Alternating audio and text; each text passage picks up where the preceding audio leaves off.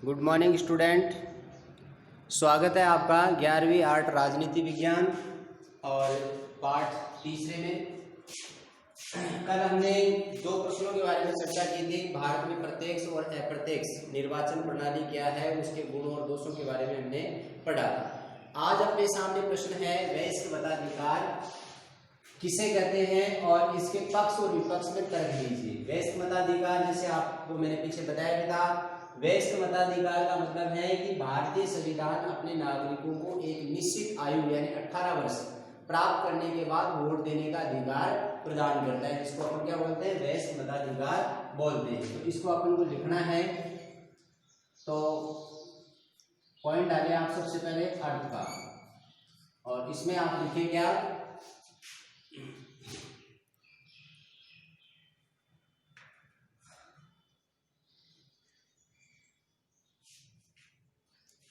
भारतीय संविधान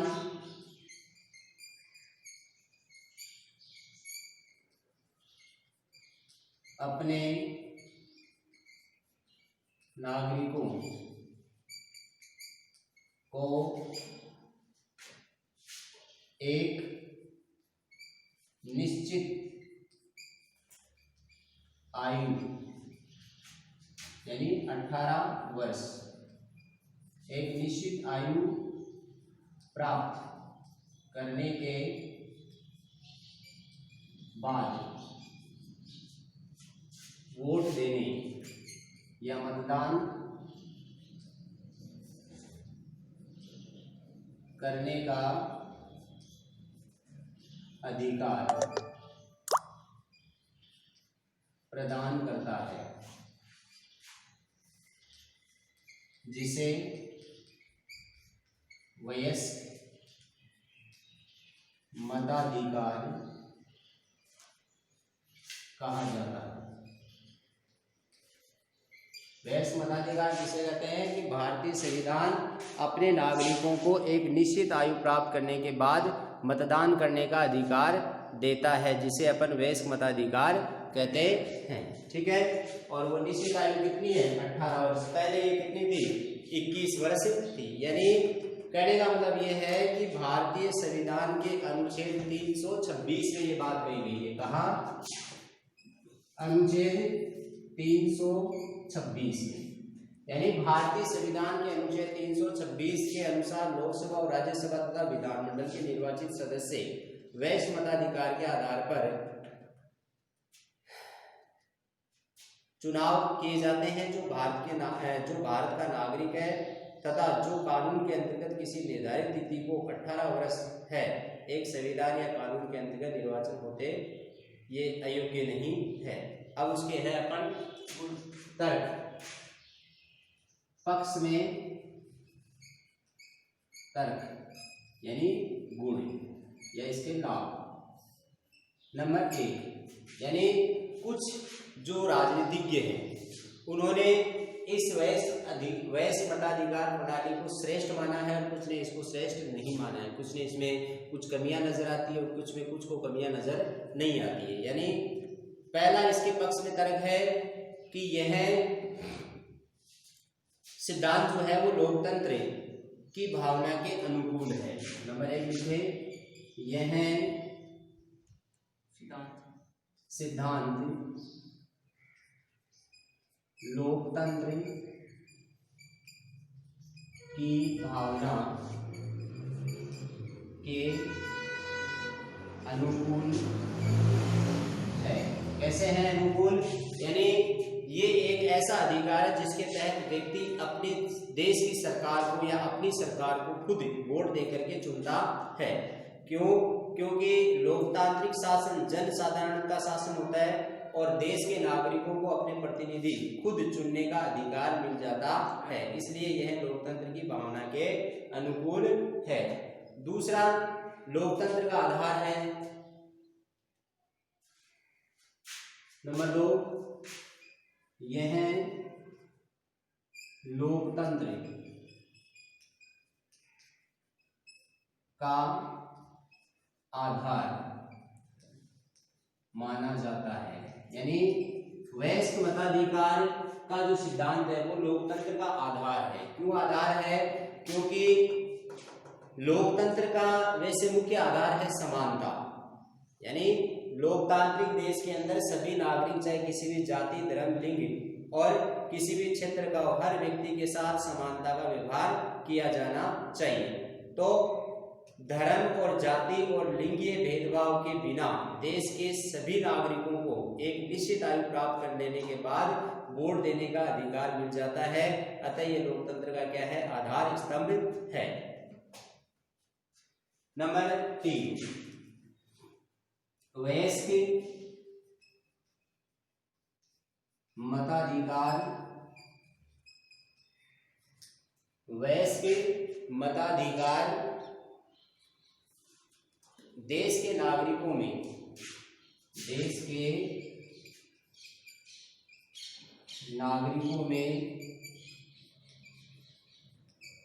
एकता,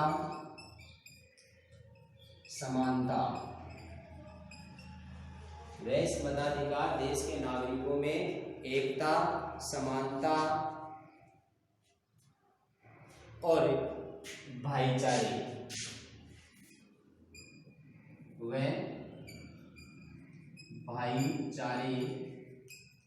की भावना का विकास करता है।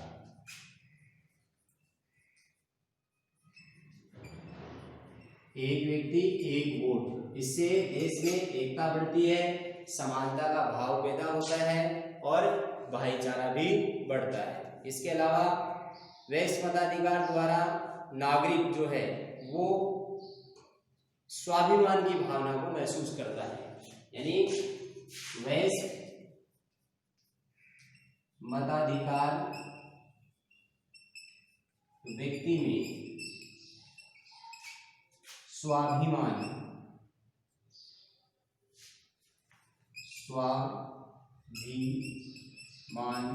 की भावना जगाता है।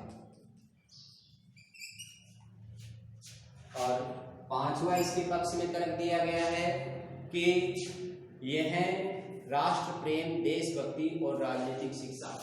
यह है देश प्रेम, देशभक्ति व राजनीतिक शिक्षा प्रदान करता है। ये आपके हो गए इसके पक्ष में तर्क। और कुछ व्यक्ति इसके विपक्ष में तर्क दिया है। विपक्ष में तर्क यानी ये अवगुण इसके, यानी कुछ व्यक्ति वयस्क मताधिकार को सही नहीं मानते हैं। उनका मानना है कि ये अधिकार मिलने से देश में बहुत बड़ा नुकसान हो सकता है। और वो क्या नुकसान है, तर्क देके उन्होंने समझाया है। नंबर 1 पे आप लिखें, क्या है?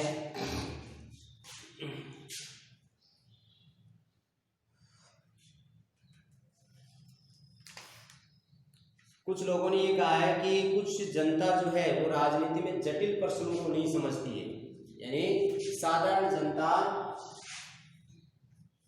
पहला है साधारण जनता। साधारण जनता राजनीति में जटिल प्रश्नों को नहीं समझती।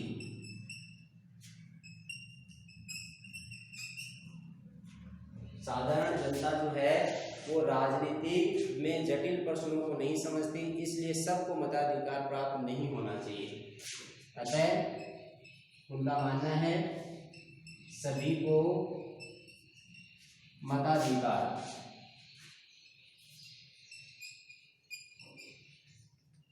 नहीं मिलना चाहिए। यानी इन आलोचकों का मानना यह है कि जो समझदार लोग हैं उन्हीं को ही वोट देने का अधिकार मिलना चाहिए। जो राजनीति समझते ही नहीं है ऐसे व्यक्तियों को वोट देने का अधिकार नहीं होना चाहिए। इसमें अशिक्षित, निर्धन और पिछड़े वर्ग व अज्ञानी लोगों के सत्तारूढ़ होने की आशंका बन जाती है। दूसरा लिखें, इस सिद्धांत में अशिक्षित, अज्ञानी और निर्धन व पिछड़े लोग, यानी इस सिद्धांत में अज्ञानी, अशिक्षित, निर्धन और पिछड़े लोगों के हाथों में सत्ता आने का डर रहता है। यानी मान लीजिए कि वोट लेकर के कोई अशिक्षित व्यक्ति, अज्ञानी व्यक्ति, निर्धन आदमी और पिछड़े वर्ग का व्यक्ति अगर जीत जाता है तो सरकार वो कैसे चला पाएगा। ठीक है। इसके अलावा तीसरा जो आलोचक है वो ये कहते हैं कि वैश्य मताधिकार रूढ़िवादिता को जन्म देता है। तीसरा है वयस्क मताधिकार रूढ़िवाद को जन्म देता है। रूढ़िवाद मतलब पुरानी परंपरा, यानी कैसे वैश्य मताधिकार रूढ़िवाद को जन्म देता है, क्योंकि जनता अनुदार होती है और प्रगतिशील विचारों को संदेह की दृष्टि से देखने लग जाती है। और अंतिम है, कुछ लोगों का मानना यह है कि वयस्क मताधिकार भ्रष्टाचार को भी जन्म देता है। भ्रष्टाचार को कैसे जन्म देता है? क्योंकि मतदाता मुख्यतः धन, धर्म और जाति के प्रभाव में आकर के वोट देते हैं, इसलिए इस मत का दुरुपयोग हो जाता है। तो ये आपका क्वेश्चन मताधिकार का। एक क्वेश्चन और ले लेते हैं अपन। अगला क्वेश्चन अपना है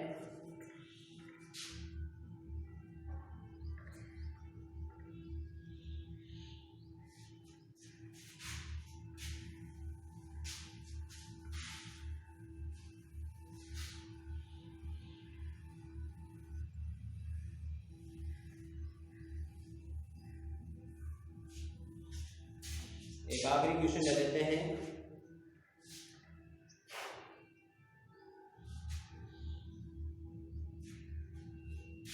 वर्तमान में देश में निर्वाचन प्रक्रिया में सुधार करने हेतु सुझाव, यानी वर्तमान में जो निर्वाचन प्रणाली है उसको ठीक नहीं माना जा सकता, यानी इसमें कई प्रकार के दोष है, कई प्रकार के विकार है इसमें। तो इस निर्वाचन प्रणाली को मतलब सुधार करने के लिए आप क्या सुझाव दे सकते हो? मान लीजिए क्वेश्चन आपके सामने कल्पनात्मक क्वेश्चन होता है कि आपको मान लीजिए निर्वाचन आयोग में सुधार करने के लिए जो समिति बनाई गई है उसका सदस्य बना दिया जाए, तो आप उसमें सुधार करने के लिए क्या सुझाव दोगे? ठीक है। तो इसमें सबसे पहले तो है, पहला सुझाव आपका या मेरा ये हो सकता है कि चुनाव में होने वाले अनावश्यक खर्चों पर रोक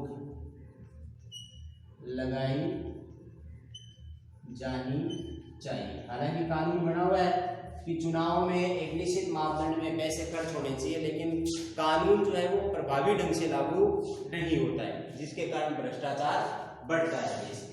दूसरा सुझाव क्या हो सकता है आपका?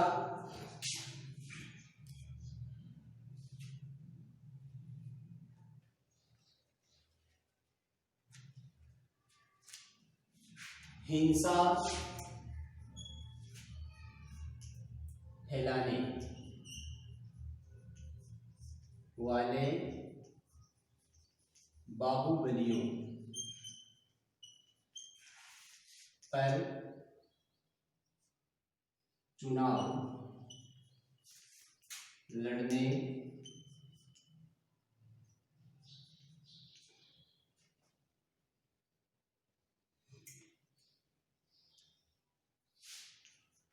रोक लगनी चाहिए। यानी अक्सर हम देखते हैं कि चुनाव आजकल क्या हो गया है, जिनके पास पैसे हैं, जो बाहुबली है, जो दबंग टाइप के आदमी है, वो चुनाव लड़ते हैं और वही चुनाव जीतते हैं, क्योंकि वो पैसों के दम पर और अपने शारीरिक ताकत के आधार पर मतदाताओं में भय पैदा करते हैं, हिंसा का सहारा लेते हैं और फिर दंगे करवा देते हैं। तो मैं ये चाहता हूं कि जो हिंसा फैलाने वाले बाहुबली है, जो अपराधी टाइप के लोग हैं, उनके ऊपर चुनाव लड़ने पर रोक लगनी चाहिए। इसके अलावा विभिन्न राजनीतिक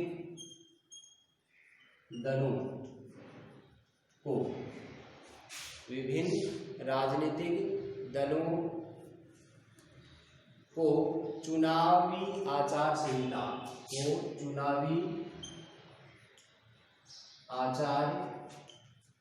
संहिता का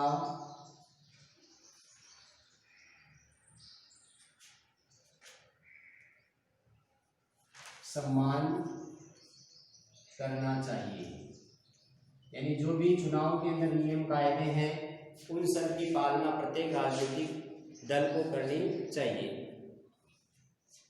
इसके अलावा चौथा सुझाव ये हो सकता है कि अपराधी व दंडित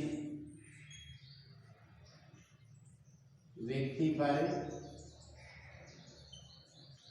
चुनाव लड़ने, अपराधी या दंडित व्यक्ति के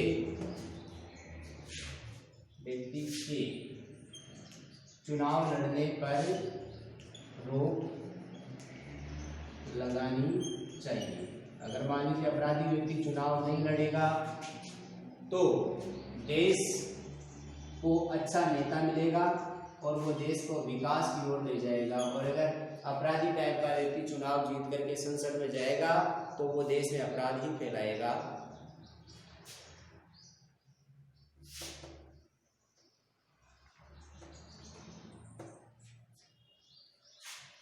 पांचवा है मतदान केंद्रों पर होने वाली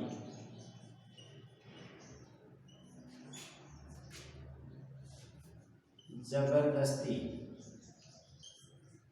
पर रोक लगनी चाहिए।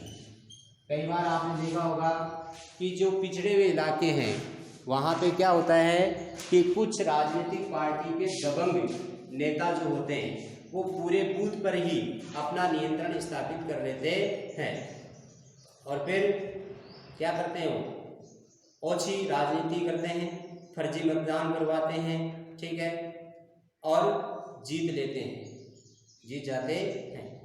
तो छठा सुझाव आप ये दे सकते हो कि मतदाता को मताधिकार का प्रयोग करने हेतु प्रेरित किया जाना चाहिए। छठा है मतदाताओं को अधिक से अधिक मतदान करने के लिए प्रेरित किया जाना चाहिए। एक और आप लिख सकते हो, इसमें सातवां सुझाव को देख सकते हो, निर्दलीय प्रत्याशियों की संख्या पर रोक लगनी चाहिए।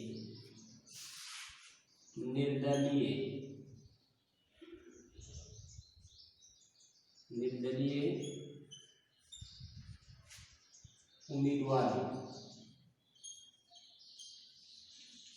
की संख्या पर रोक लगनी चाहिए। क्यों लगनी चाहिए? क्योंकि ये निर्दलीय जो उम्मीदवार होते हैं, जो स्वतंत्र किसी भी पार्टी के नहीं होते, निर्दलीय उम्मीदवार किसे कहते हैं? जो इसका संबंध किसी भी पार्टी से नहीं होता है। यानी भारतीय चुनाव की सबसे बड़ी संख्या निर्दलीय प्रत्याशियों की बढ़ती हुई संख्या है। इसके समाधान हेतु ये व्यवस्था करनी चाहिए कि निर्धारित संख्या से कम मत नहीं प्राप्त कर पाते हैं तो अगला चुनाव लड़ने पर रोक लगनी चाहिए। तो ये ज्यादा हो जाते हैं जो राजनीति को प्रभावित करते हैं।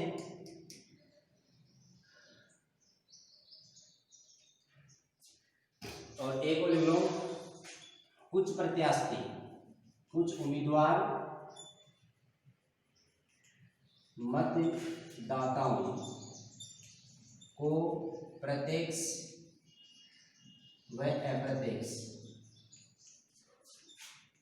रूप से लाभ पहुंचाते हैं, जिस पर रोक लगनी चाहिए। यानी कुछ राजनेता क्या होते हैं, गरीबों के वोट खरीदने के लिए उन्हें प्रत्यक्ष और अप्रत्यक्ष रूप से क्या करेंगे, आर्थिक लाभ पहुंचाते हैं। चुनाव आयोग ऐसे प्रत्याशियों और ऐसे राजनीतिक दलों की पहचान करे और उन्हें सदा के लिए चुनाव लड़ने के लिए अयोग्य घोषित कर दे, तभी ऐसा संभव हो सकता है। तो आज आपके 2 क्वेश्चन हुए, मैं समझता हूँ काफ़ी है आपके लिए। और कुछ एक 2-4 क्वेश्चन और हैं जो आपको अगले वीडियो में मिल जाएंगे। ठीक है, तो ये है निर्वाचन प्रणाली में सुधार करने के सुझाव।